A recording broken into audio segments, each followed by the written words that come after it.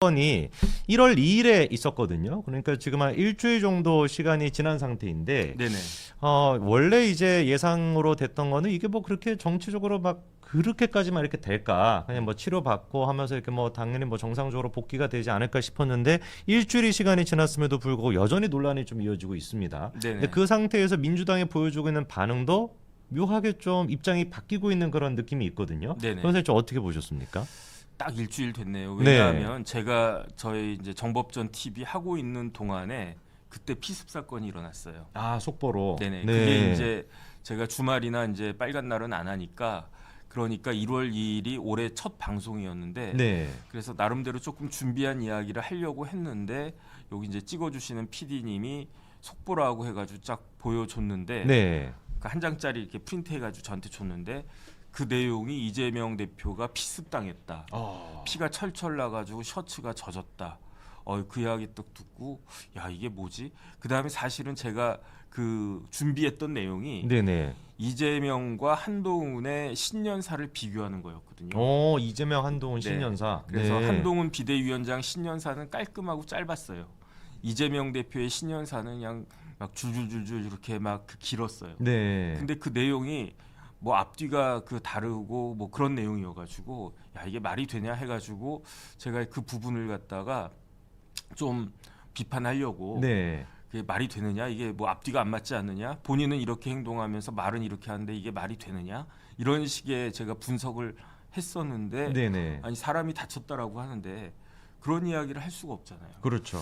그래가지고 1시간 때우는데 아주 그 고생을 갖다가 했었는데 네. 그런데 그리고 난 다음에 이제 일주일이 지난 거죠. 근데 이제 확실한 거는 두 가지예요. 네. 뭐냐면 첫 번째로 이재명 대표가 많이 다치진 않은 것 같아요. 그렇죠. 왜냐면 그 정도 가지고 뭐 이렇게 피습당한 건 맞는데 네. 그걸로 이전에 그 두 사람 예컨대 박근혜 전 대통령 네.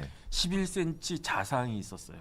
그거 이제 꼬매는데 뭐 2시간 걸렸다라고 했는데 그 다음에 리퍼트 대사, 네. 리퍼트 대사 사진만 봐도 진짜 그거는 피가 철철철 넘치는 그러한 그 상처였단 말이에요. 근데 이재명 대표는 사실은 그 정도로 이렇게 심한 피습은 아니었다는 이야기죠. 네네. 그러니까 그 관련해 가지고 뭐 이런저런 이야기도 나오지 않습니까? 네. 아직도 뭐 도구가 뭔지를 모르겠다 뭐 이런 얘기도 있고요. 네네. 근데 네. 그거는 확인되지 않았으니까 그렇죠. 경찰에서 확인해 주지도 않으니까 네.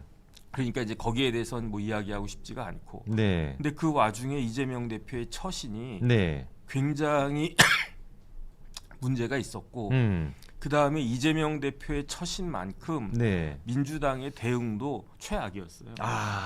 이재명의 처신도 문제였고 민주당의 대응도 최악이었다. 네네. 그러니까 사람들이 그 진짜 정 떨어지지 않았나 싶고 네. 그 다음에 특히 그 의사 선생님들은 우리보다도 훨씬 더 잘 알잖아요. 네네. 정확하게 알잖아요. 그러니까 사건이 어떤 것이다.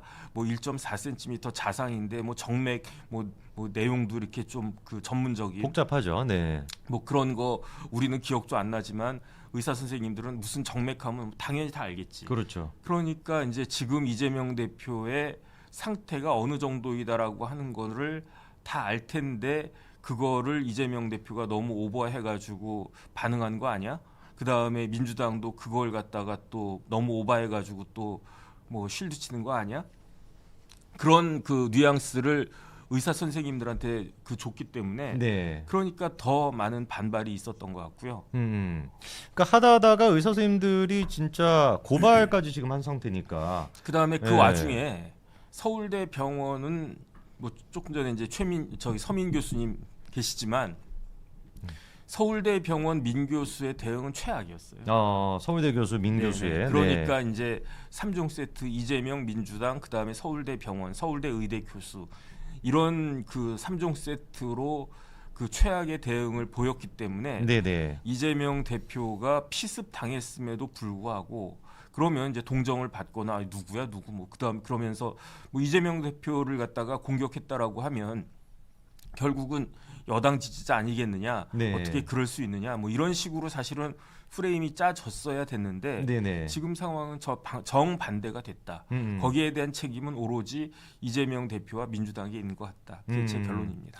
그럼 이게 지금 봐야 되는 게 지금 세 가지 정도를 지적을 해주셨어요, 변호사님. 네네. 이재명 대표의 처신에 문제가 있었다라고 하셨고, 네네. 그 이후에 민주당의 대처 방식은 최악이었다라고 하셨고, 그다음에 서울대 교수 민 교수도 마찬가지로 이제 문제가 있다 이렇게 세 가지 포인트를 짚어주셨는데, 이재명 대표의 처신 문제부터 조금 집중적으로 다뤄보면 좋을 것 같은데, 일단 구체적으로 어떤 부분이 변호사님 보시기에 좀 이재명 대표가 가장 큰 실수, 가장 큰 이제 악수를 뒀다고 보십니까? 그러니까 이재명 대표가 네. 가덕도에서 피습 당한 다음에 네, 앰뷸런스와 그 헬기를 타고 부산대병원까지 간 거는 아무런 문제가 없어요. 네. 뭐 그건 충분히 부산대병원은 그럴 수 있어요. 그렇죠. 네. 그 다음에 사실은 이제 그 헬기를 그 탈 때 관련된 규정이 있어요. 아, 소방 헬기를 탈 수 있는. 네네. 그게 네. 소방 헬기라기보다는 119 응급 의료 헬기예요. 네네네. 그냥 119 단순히 이제 응급 헬기. 소방 헬기가 아니고. 네.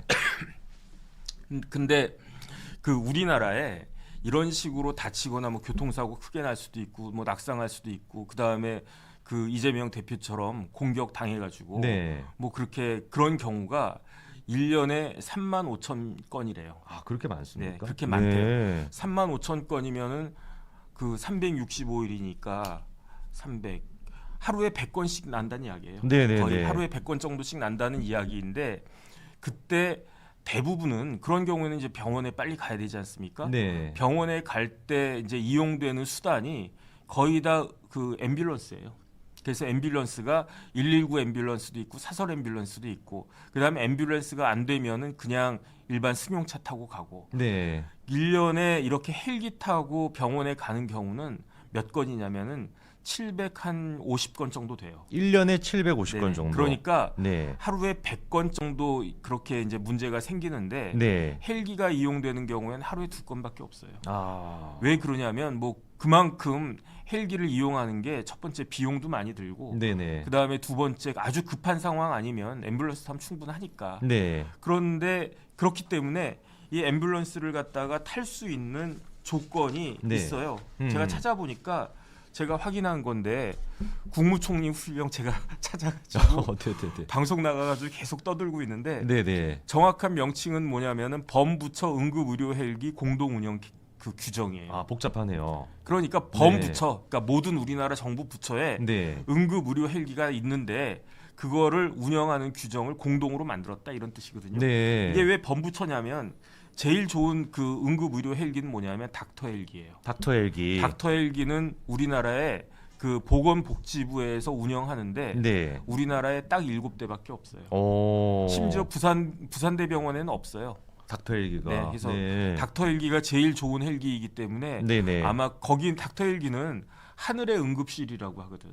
그러니까 만약에 부산대 병원에 닥터 헬기가 있었으면은 이재명 대표가 서울로 갈 때 서울대 병원으로 갈 때 닥터 헬기 내놔라 이 이야기를 했을 거고 네. 그 다음에 그러면 논란이 더 커졌겠지. 그렇죠. 근데 천만다행은 아니고 어쨌든지 간에 이재명 입장에서는 정말 그 천만다행으로. 닥터 헬기가 네. 없어서 닥터 헬기를 못 탔는데 네. 그 다음에 또 어떤 헬기가 있냐면 119 응급 헬기가 있어요. 아, 닥터 헬기가 일단 있고 그 네. 다음에 119 응급 헬기. 119 응급 헬기는 그 어디에 그 누가 이걸 갖다가 그 뭐 핸들링 하느냐 소방청에서 핸들링 하는 거예요. 네. 그러니까 뭐 그 다음에 국방부에도 뭐 응급 헬기 같은 거 있고 산림청에도 있고 뭐 경찰청에도 있고 그러니까 범부처인 그렇죠. 거예요. 음. 근데 이재명 대표가 이용한 그 119 이용한 헬기는 119 응급 헬기인데 119 응급 헬기는 소방청에서 그 핸들링하는 거고 네. 119 응급 헬기가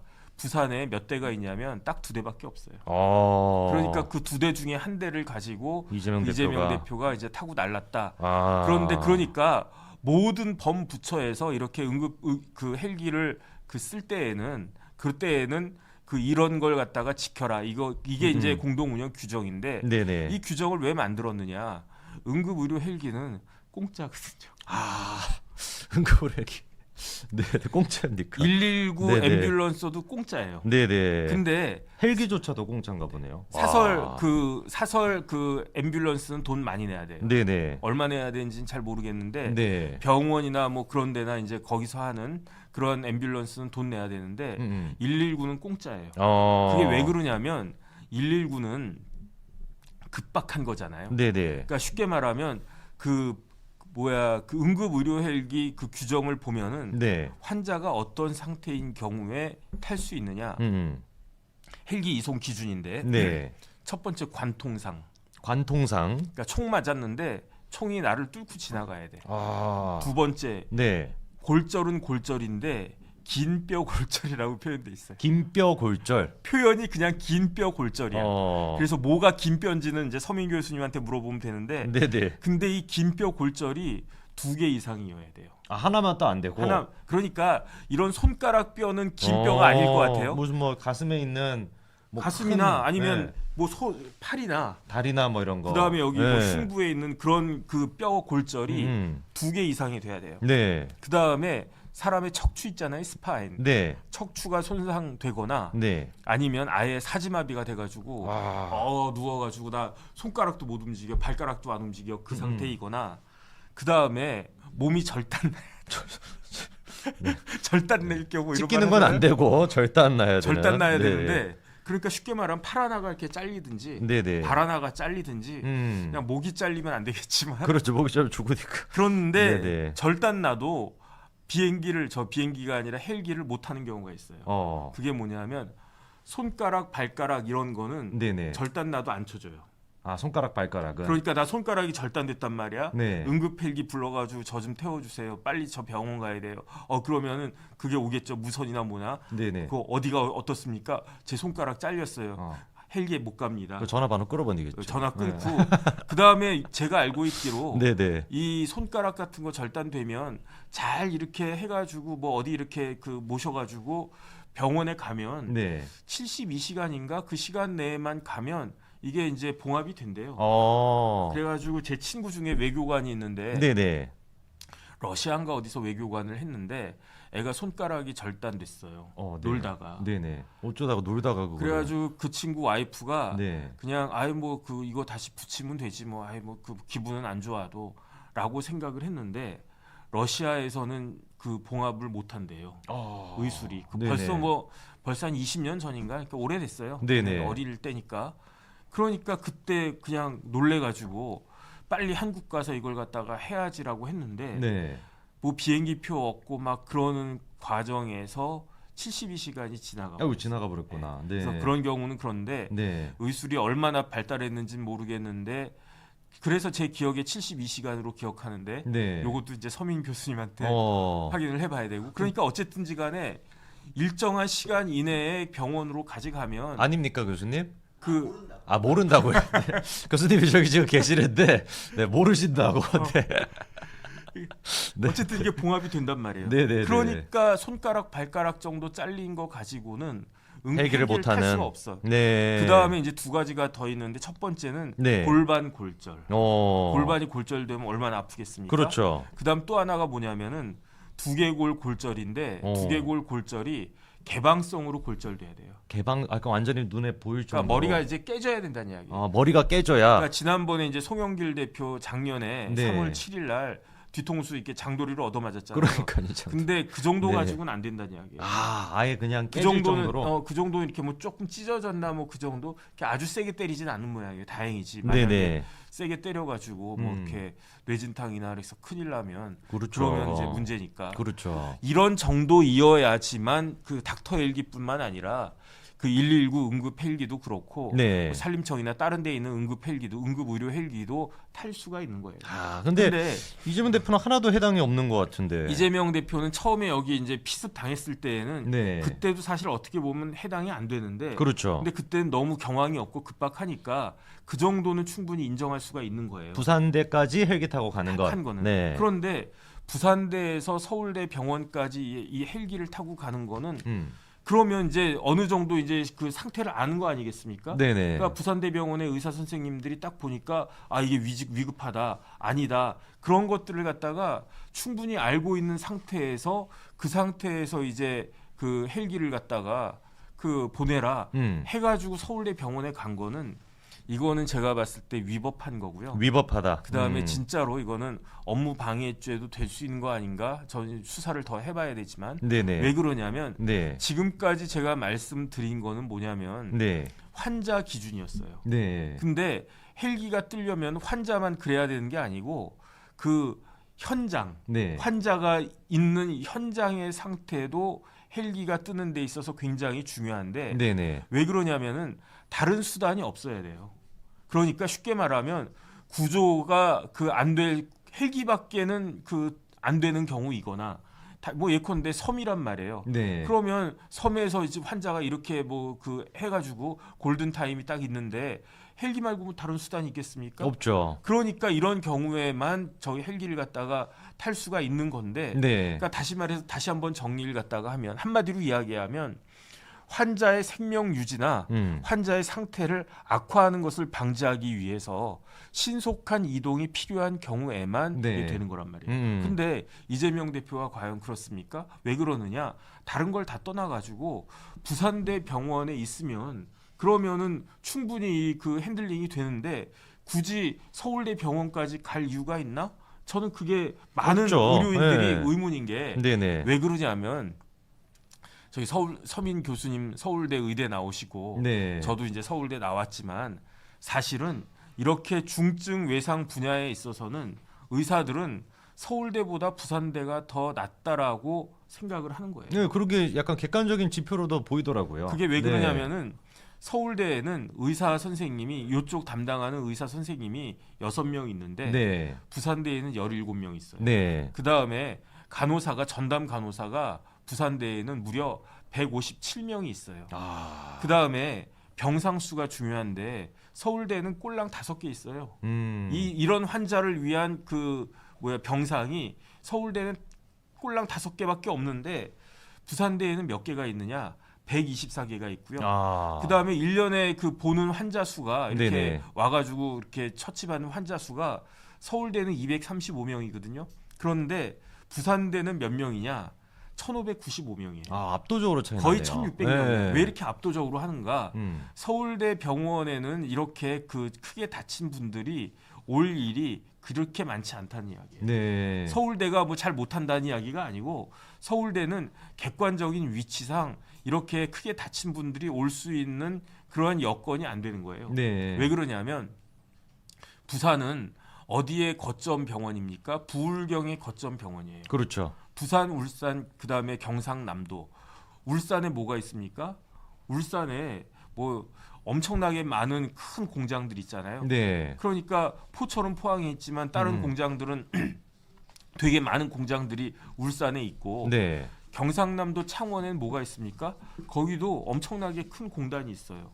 그다음에 경상남도 거제시에는 뭐가 있습니까? 조선소들이 많잖아요. 네. 그러니까 뭐 그런 일이 발생하면 안 되지만 어떤 분이 이제 조선소에서 일하시는데 배가 엄청 크잖아요. 뭐 그런데 이제 배에서 뚝 뭐 이렇게 뭐 추락하거나 그런 일들이 있을 수 있잖아요. 그런 일들이 그 부울경에 1,600명 가까이 된다는 이야기예요. 네. 그러니까 결국은 이렇게 그 환자들도 많고 하니까 부산대 그 교수님들은 아이 우리 부산대가 훨씬 서울대보다 임상 경험이 많다. 그러니까 우리가 더 잘한다. 이렇게 생각을 갖다가 하는 거고 그렇기 때문에 전국에 유일하게 부산대 병원에는 그 외상센터가 독립적인 건물로 갖고 있어요. 빌딩 하나가 외상센터는 권역별 외상센터가 따로 있죠. 그렇게 네. 부산대병원이 모든 거를 지표적으로나 모든 것들을 다 갖추고 있고 그렇기 때문에 부산대 교수님들이 어땠습니까? 이재명 대표 실려 오자마자 수술 준비 다 끝내놨단 말이에요. 그런데 천준호 비서실장이 부산대 병원에서 전화를 걸어요. 전화 걸었죠. 누구한테 서울대. 거느냐? 네. 서울대 의대 교수한테 전화를 걸어요. 그러면서 저 우리 대표님이 서울대 가고 싶어 하니까 서울대 가게 해주시오 이랬겠죠. 네. 왜 그러냐면 아니 뭐 아무리 뭐 이재명 대표라고 해도 서울대병원 무작정 쳐들어가면 거기에 병실 내줍니까? 안 되죠. 서울대병원은 그 수술방 이런 데가 꽉 차 있잖아요. 네네. 워낙 그 환자들이 많으니까. 그러니까 천준호 비서실장이 서울대 교수한테 그걸 갖다가 저기 뭐 여건이 어떠냐 그러면서 방 하나 비워내라 이렇게 이야기를 갖다가 한 거고 네. 그거를 서울대 교수가 거절할 수가 없었던 거죠. 거절할 수 없죠. 거절할 다른 사람도 수가- 아니고 비서실장이 그렇게. 그래서 얘기를 이제 하니까. 천준호하고 서울대 교수하고 사이에 이제 이야기가 다 끝난 다음에 네. 천준호 그 비서실장이 천준호 의원이 옆에 있던 부산대 교수한테 전화를 바꿔주는 거예요. 그렇죠. 그래서 서울대 교수하고 한번 그 이야기를 하라고. 그러니까 서울대 교수가 뭐 이러이러하니까 어쩔 수 없이 우리가 그냥 이재명 대표 받겠습니다. 이렇게 이야기를 한 건데 그런데 서민 교수님만큼은 안 되지만 제가 의료중재원 그 비상임위원 한 8년 하고 있거든요. 네네. 지금도 하고 있어요. 그런데 이런 경우에 그 부산대 의대 교수님들은 무지하게 기분이 나쁜 거예요. 그렇죠. 왜냐하면 내가 충분히 할 수 있고 상처가 뭐 1.4cm인데 이게 뭐 대단해 보이지도 않고 그 다음에 이제 우리가 수술을 갖다가 다 하려고 준비를 했는데 그런데 서울대 병원으로 간다? 아니 그건 말이 안 되잖아요. 무시하는 예컨대 행위죠. 제가 성재준 대표 내가 저기 잘 봤어. 그래가지고 우리 집사람 보고 여보 저기 좀 우리 저 대접을 합시다. 그래가지고 네. 요 앞에 있는 그 좋은 그 식당 레스토랑 네네. 딱 예약해가지고 어. 거기서 이제 오시오라고 딱 했는데 근데 이제 반대로 네. 한 게 낫겠네. 성 대표가 나를 생각한다고 해가지고 좋은 레스토랑에다가 이제 예약해가지고 딱 갔는데 네. 내가 딱 봤더니 이거는 이거는 이래서 그렇고 나 그냥 신라 호텔 갈래.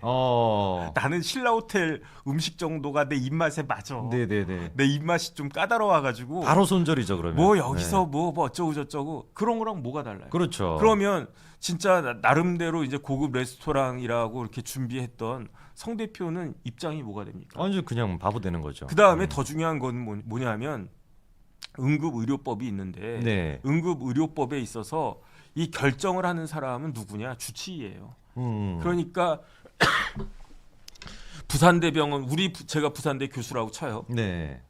우리 부산대에서 그 수술을 할 것인지 아니면 서울대 병원으로 전원을 할 것인지 이거를 결정할 사람은 결정해야 되는 사람은 누구냐? 부산대 교수예요. 그렇죠. 근데 그래서 전 처음에는 부산대 교수들도 잘못했다라고 생각을 했어요. 아니 그 의사가 그 자존심도 없냐? 그 다음에 뭐 그런 것도 없냐? 이 정도 상처면 우리가 충분히 할 수 있다. 그러니까 서울대 병원으로 전원해 달라. 이렇게 이야기해도 이거 안 됩니다. 그냥 우리가 하겠습니다. 이렇게 해야지 그게 맞는 거 아니야? 라고 생각을 했는데 한 번 더 생각을 해보니까 네. 그 의료법 24조 2에 설명 의무가 있어요. 그러니까 그 의사가 네. 그 수술을 하려면은 환자한테 이런저런 사항들을 다 설명을 하고 뭘 받아야 된다? 사인을 받아야 돼요. 동의를 받아야 돼요. 근데 이재명 대표는 서울대 병원으로 가기로 마음을 굳게 먹었어. 네. 그러니까 사인 안 해. 죽었다 깨나도 내 몸이 소중한데 어떻게 부산대 교수가 내 몸을 갖다가 건드려 안 돼 나는. 그렇죠. 서울대 정도는 가야 된다는 나는 거죠. 무조건 서울대 네. 의대야. 내가 저기 뭐 중대 나왔지만 난 무조건 서울대 의대야. 이러고 있는데 그렇죠. 수술하면 안 되거든요. 동의가 없으니까. 동의가 없으니까. 네, 당사자의. 그런데 어떤 일들이 있느냐? 제가 이제 의료중재원 이렇게 쭉 그 일을 갖다가 해보니까 네. 저렇게 하는 사람들 중에 어떤 사람들이 있느냐? 예를 들어서 그러면 어쩔 수 없잖아요. 그래 뭐 그 원래 이제 주치의한테 권한이 있지만 뭐 환자가 싫대는데 평양 감사도 뭐 지가 싫으면 그만이지. 그러면 뭐 딴 데로 가시오라고 했는데 거기에다가 한술 더 떠서 헬기까지 불러놨네. 근데 저 헬기 타봤거든요. 헬기가 되게 위험해요. 그 다음에 헬기가 어떻게 보면 덜덜덜덜 떨려. 제가 탄 건 제가 국방부 있을 때 잠자리 헬기 타가지고 네. 그거는 진짜 바람이 휙 불면 네. 헬기가 휙 이렇게 가고 네. 휙 불면 헬기가 이렇게 휙 가고 그래요. 어. 근데 119 응급 헬기는 그거보다는 훨씬 낫겠지. 하지만은 자동차나 이런 거하고 비교할 수 없을 정도로 덜덜덜덜 떨릴 거 아닌가? 제가 안 타봐서 모르겠지만 그럼 어떤 일이 벌어질 수 있냐? 상처가 1.4cm밖에 안 되지만 헬기 타고 가는 도중에 무슨 이벤트가 생길지 모른다고요. 네. 그러니까 겉으로 보기엔 1.4cm고 뭐 수술하면 될 것 같아. 별거 아닌 것 같아. 근데 헬기가 덜덜덜덜 하면서 상처가 뭐 더 이상해질 수도 있고 혈전이 생길 수도 있고 그다음에 그 이렇게 올라가면 고도가 올라가면 네. 사람 몸에 좀 영향 미치는 거 아닌가? 음. 그러니까 그때 그렇기 때문에 부산대 의대 교수들이 이재명 대표한테 요구를 해요. 무슨 요구를 하냐? 좋다. 우리 병원에서 수술 안 해도 되는데 뭐 당신이 사인 안 한다니까. 대신에 이거는 반드시 사인해야 된다. 어떤 사인이냐? 부산대에서 서울대로 그 헬기